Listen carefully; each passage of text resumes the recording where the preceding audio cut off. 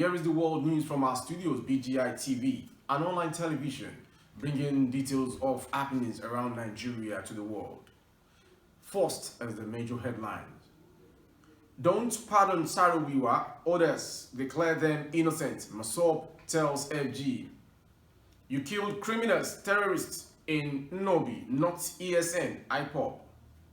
One person killed, 4 rescued in Ikoyi building collapse. Release Kanu to us, free IPOB detainees, Southeast monarchs, religious leaders tell Buhari.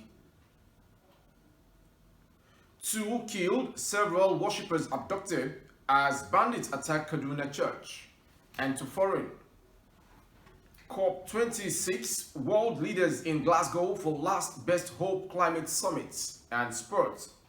Tuchel feels Chelsea are a perfect fit after disappointment of PSG sack. The news in details. Movement for survival of the Ogoni people, Mosob, has urged the federal government to clear the names of the murdered Ogoni leader Ken Saro-Wiwa and 8 others and declare them innocent, adding that pardon would not be accepted by the Ogoni people. The apex decision-making organ of Mosob, the steering committee, also known as Central, took this position in a 10-point communique by Prince B. Umpa, Publicity Secretary, after a 2-day meeting of the body in Port Harcourt, Rivers State. The communique reads, "We regret the proposed plan to pardon the late Ogoni leader and sage Ken Saro-Wiwa and other compatriots who were gruesomely murdered by the state in November 1995. The haste with which the execution was carried out, even when the period of clemency had not elapsed and pleas from the international community ignored, express the bias of the then military governments against our compatriots.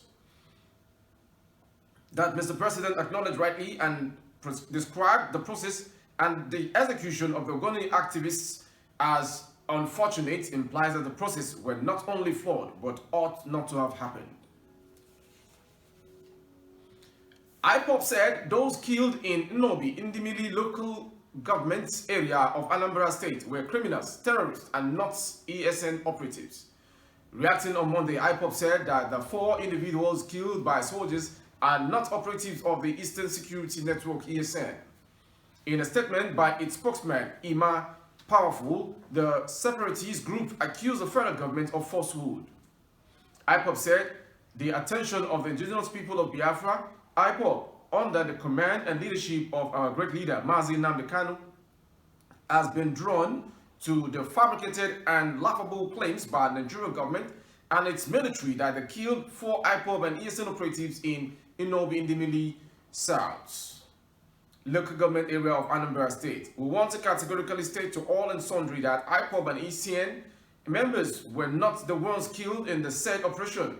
Neither IPOB members nor ESN operatives were among those purportedly killed by the army in Nnobi 2 days ago. We don't know why the Nigerian government always likes to cover the truth and peddle falsehood, he said. Officials of the Lagos State Emergency Management Agency, the state's ambulance and fire service responded to the distress call and rescued 4 workers alive. This came 7 days after a 2-story building on Rufai Street, Ojuelegba, collapsed and injured persons.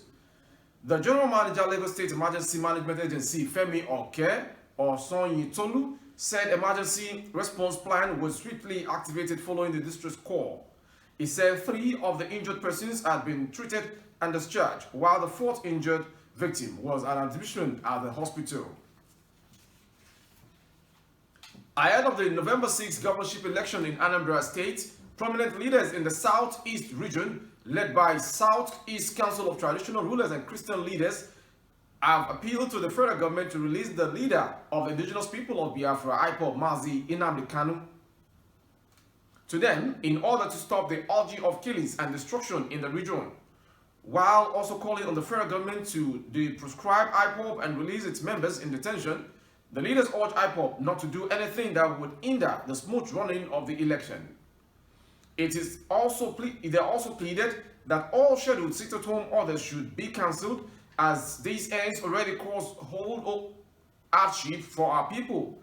In a joint statement on Sunday, the Southeast Council of Traditional Rulers and representatives of Igbo Archbishops and bishops asked the federal government to demilitarize the region.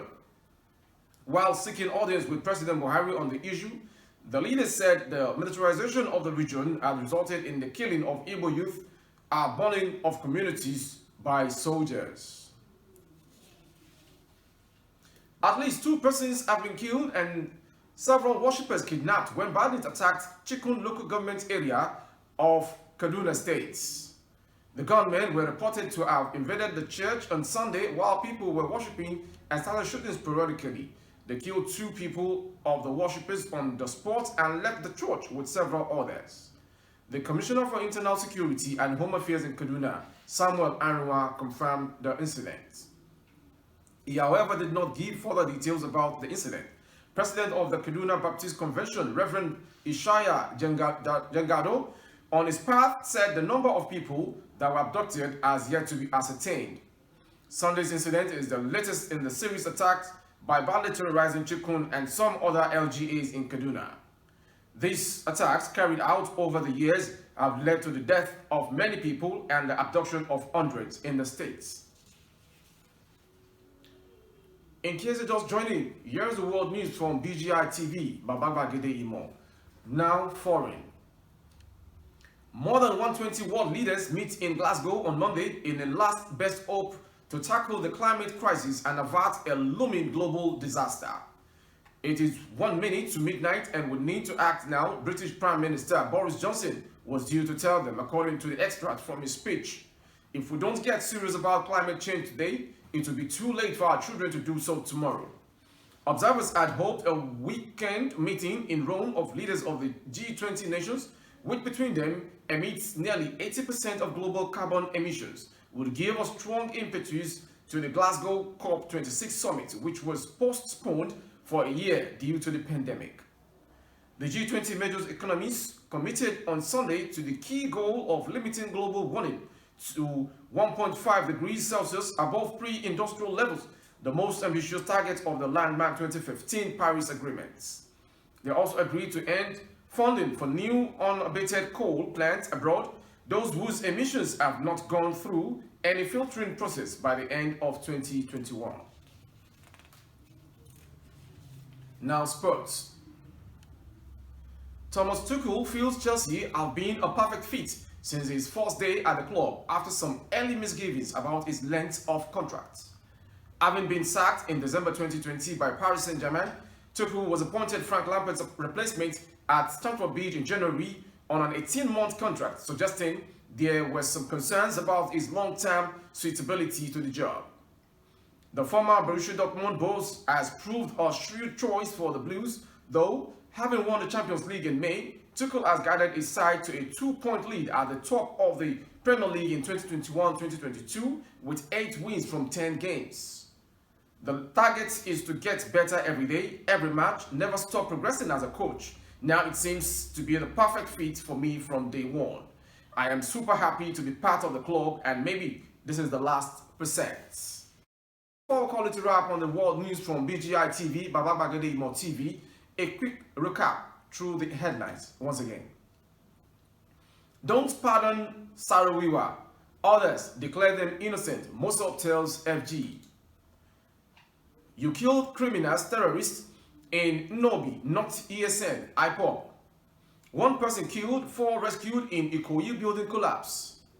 Release Kano to Ross, free IPOB detainees, Southeast monarchs, religious leaders tell Buhari.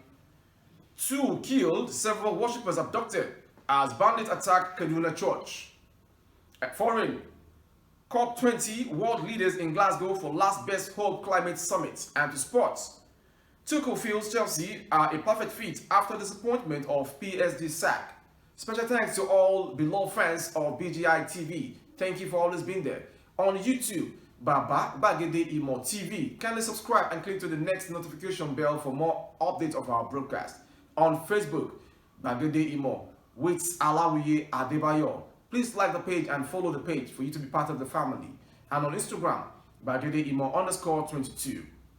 For advert placement of your goods and services and coverage of your presentation, occasion, or funeral, or any of the celebration you have, do not hesitate to call the marketing department phone number 070-3822-6 6160. I am yours faithfully, Rabil Lawal. Good evening once again.